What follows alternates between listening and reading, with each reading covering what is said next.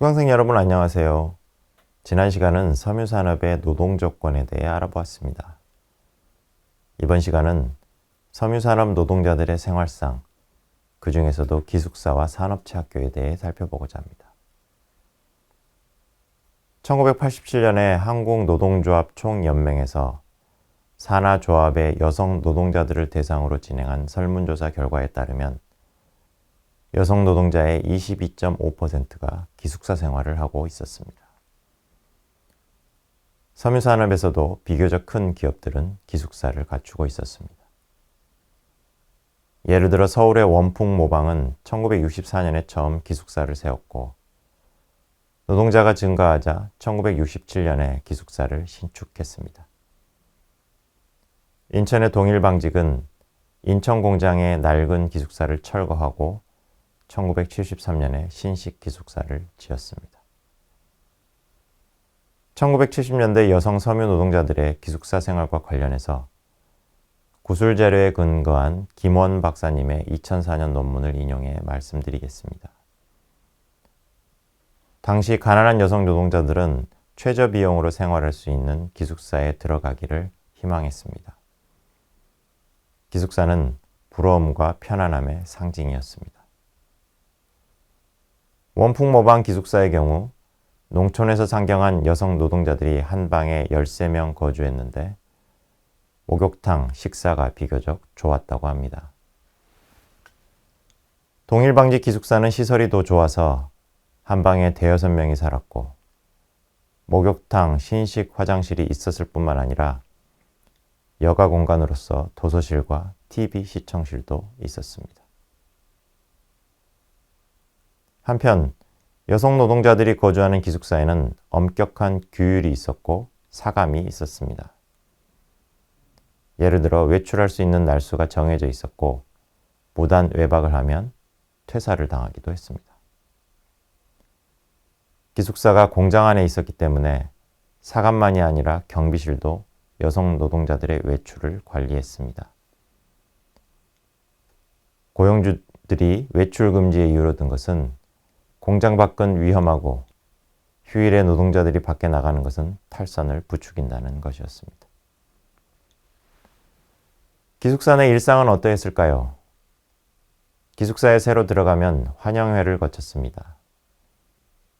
환영회에서는 고향, 나이, 가족관계 등이 공유됐고 그에 따라 친분관계와 기숙사 내 질서가 형성됐습니다. 여성 노동자들이 기숙사 내에서 즐긴 것 중 하나는 개모임이었습니다. 혼수, 목돈, 이불, 반지 등 개의 종류는 다양했습니다. 그 중에서 흥미로운 것으로 빵개가 있었습니다. 원풍모방에서는 잔업을 할 때 빵을 한 개씩 지급했습니다. 그런데 여성 노동자들 중에는 이 빵을 고향의 가족들에게 보내고 싶어하는 사람들이 많았습니다. 그런데 빵을 오래 보관할 수 없었기 때문에 여러 명이 빵개를 만들고 한 사람에게 빵을 몰아줘 집으로 보낼 수 있게 한 것입니다.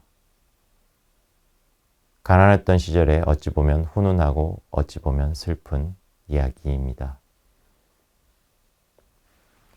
한편 기숙사는 노동조합 활동의 장이 되기도 했습니다. 원풍모방은 한국모방이던 시절인 1972년에 노동자들의 이익을 대변하는 민주노조가 결성됐습니다. 이후에 기숙사에는 자치회가 구성돼 사감을 배척하고 노조 집행부가 기숙사를 관리했습니다. 기숙사에서는 교육 활동이 활발하게 이루어졌는데 예를 들어 자치회에서는 일주일에 한 번씩 외부 강사를 초빙해 1970년대 금지곡들을 여성 노동자들에게 가르쳐 줬습니다. 다음으로 산업체학교입니다.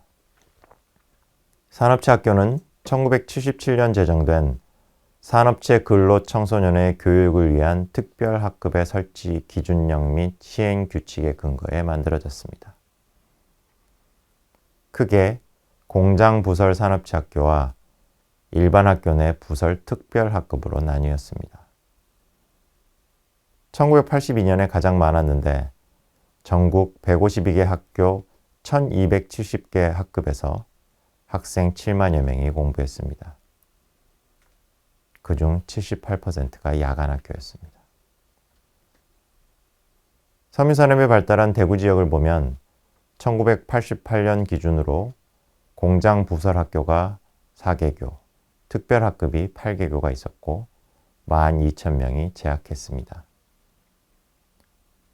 1990년 현재 여학생이 다니는 학교가 88.5%, 남학생이 다니는 학교가 11.5%로 여학생이 다니는 학교가 훨씬 많았습니다. 섬유기업의 인사 담당자나 산업체 학교 교사들은 농촌 지역의 중학교를 돌아다니며 학교와 부모님을 설득해 졸업생들을 회사로 취업시켰습니다. 이때 산업체 학교는 고등학교에 가기 어려운 학생들을 유인하는 도구가 되기도 했습니다. 1989년 조사에 따르면 대구의 여성 섬유 노동자들 중 44%가 산업체 학교 진학을 위해 취업했습니다.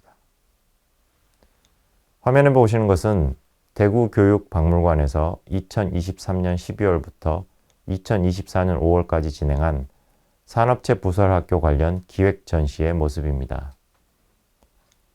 한일 합섬의 사보에 한일 여자 실업고등학교 입학식이 열렸다는 기사가 실려 있습니다.